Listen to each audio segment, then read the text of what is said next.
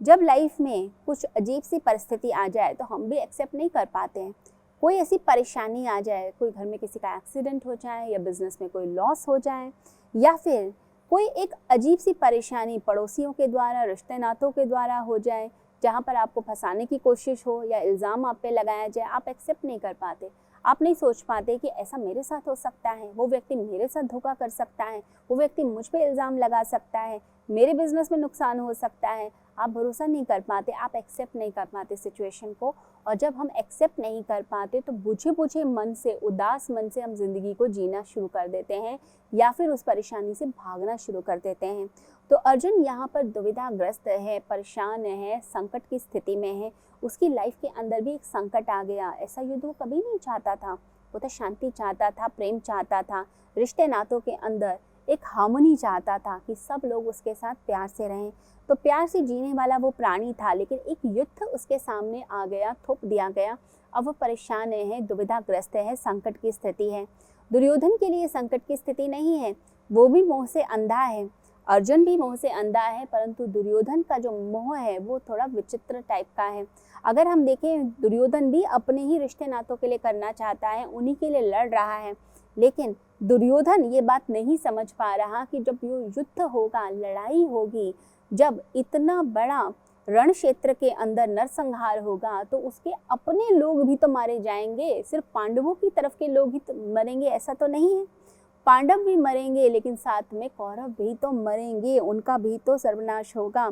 तो जिन लोगों के लिए सब कुछ हमें करना होता है, जब वो लोग ही नहीं रहेंगे तो फिर राज्य का सुख हम कैसे भोगेंगे।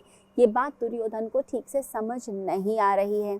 वो बिल्कुल ही अंधा हो चुका है। अर्जुन अगर देखें, वो मोहग्रस्त है, लेकिन ऐसा अंधा नहीं है कि उसको समझ नहीं आ रहा। वो बुद्धिमान प्राणी है, उसको समझ आता है कि बुद्धि का प्रयोग कैसे करना चाहिए।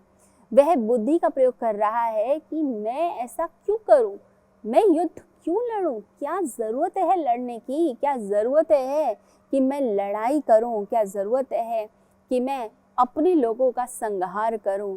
देखिए, ज़िंदगी के जो सबसे बड़े प्रश्न होते हैं वो प्रश्न नहीं होते जो हम जीवन मरण के करते हैं या परमात्मा के, आत्मा के करते हैं, प्रकृति के करते हैं। नहीं, वो बड़े प्रश्न नहीं होते हैं। ज़िंदगी के सबसे बड़े प्रश्न वो होते हैं जो हमारी आत्मा से आते हैं, जो हमारे मन के कॉन्फ्लिक्ट से आते हैं, जो हमारे अंदर की कलह से आते हैं। वो होते हैं सबसे बड़े प्रश्न, जिसके अंदर हम अंदर से उदास हैं, हम परेशान हैं। वो छोटी सी बात भी हमें परेशान कर सकती है। अगर कोई हमें छोटी सी बीमारी हो गई, अब वो जो बीमारी है वो हमें अंदर ही अंदर कई बार खाई चली जाती है। कोई प्रॉब्लम हो गई, अब उसके कारण बहुत दर्द है, घुटने में दिक्कत आ गई।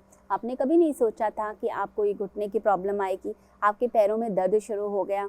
अब आपके लिए तो यही सबसे बड़ा प्रश्न है कि इस दर्द से कैसे निजात पाई जाए, इसको कैसे ठीक किया जाए, मैं इस दुख से, इस दर्द से, इस पेन से कैसे छुटकारा पाऊंगा, मैं क्या करूं लाइफ में। तो ये चीज़ें जो प्रश्न आते हैं ज़िंदगी में, हर व्यक्ति के अलग होते हैं। हर व्यक्ति के लिए महत्वपूर्ण प्रश्न अलग हो गया, उसे उस चीज़ का उत्तर चाहिए।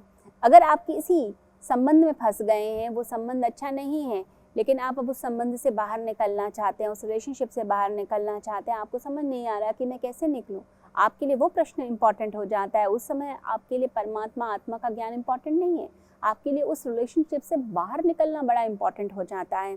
यदि कोई व्यक्ति आपको धोखा दे रहा है, आपको उस समय जब पता चलता है, तब आपको लगता है कि ये मेरा रिश्तेदार है, मुझे धोखा दे रहा है, अब इस परिस्थिति को मैं कैसे टैकल करूं, इस सिचुएशन से मैं कैसे बाहर निकलूं। तो हर व्यक्ति के लिए प्रश्न अलग तरह के हैं, उनके लिए उसका महत्व अलग तरीके का है। तो अर्जुन के मन में भी जो प्रश्न आ रहे हैं, उसके लिए भी वो प्रश्न बहुत इम्पॉर्टेंट है, महत्वपूर्ण है, जीवन मरण का प्रश्न है अर्जुन के लिए कि अब इस सिचुएशन में मुझे क्या करना चाहिए, मैं कैसे इस दुविधा से बाहर निकलूं। तो उसकी जो बुद्धि है वो प्रज्ञावान व्यक्ति है, वो इंटेलिजेंट व्यक्ति है। और जो प्रज्ञावान होते हैं, जो बड़े ही इंटेलिजेंट लोग होते हैं, वो बहुत ज़्यादा सोच विचार करते हैं, वो बहुत ज़्यादा बुद्धि का प्रयोग करते हैं। और ये बुद्धि जो है वो उनके लिए संकट या कष्ट पैदा करती है, लेकिन साथ ही साथ सौभाग्य भी लेकर आती है। अगर कोई परेशानी है, अगर हम सोचेंगे विचारेंगे नहीं, तो कैसे हम उसके पार निकलेंगे? हम पार तो निकल नहीं सकते। अगर कोई परेशानी आ गई है तो आप अपने बुद्धि से उसको देखते हैं। आपको कष्ट भी होता है कि मैं कहाँ फंस गया हूँ, मैं किन लोगों के बीच में फंस गया हूँ, कितने बुरे लोगों के बीच में फंस गया हूँ, ये आपकी बुद्धि आपको बता रही होती है।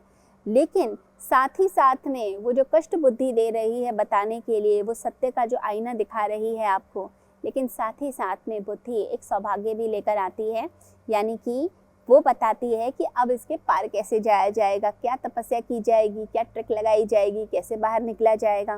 तो अर्जुन भी कष्ट के पार जाना चाहता है। अब वो जो कष्ट के पार जाना चाहता है, वो पार जाने के लिए उसको अपनी बुद्धि का, अपनी प्रज्ञा का प्रयोग करना है।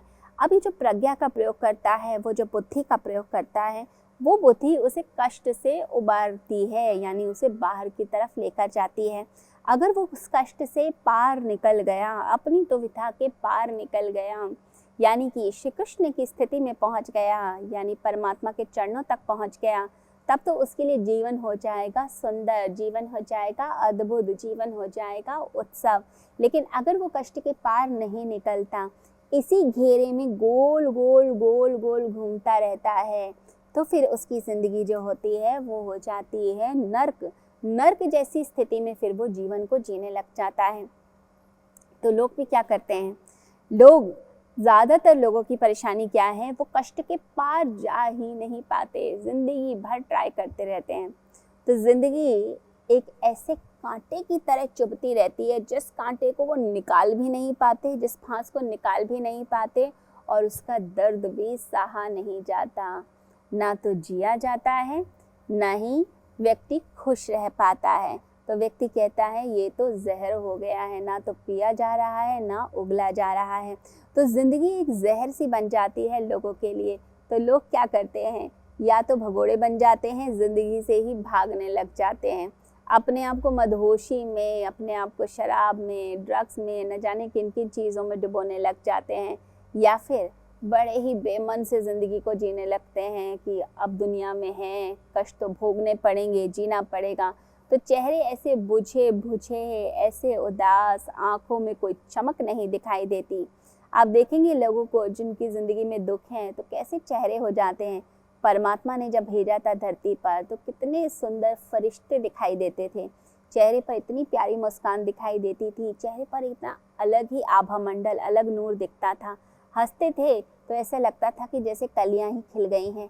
लेकिन अब जब ज़िंदगी के थपेड़े, ज़िंदगी के कष्ट भोगते भोगते कैसा चेहरा हो गया, चेहरा हो गया एकदम उदासीन, चेहरा हो गया एकदम दुखी, ऐसा दुखी, ऐसा चेहरा जैसे कि न जाने कितने कष्टों से ये व्यक्ति गुजरा है।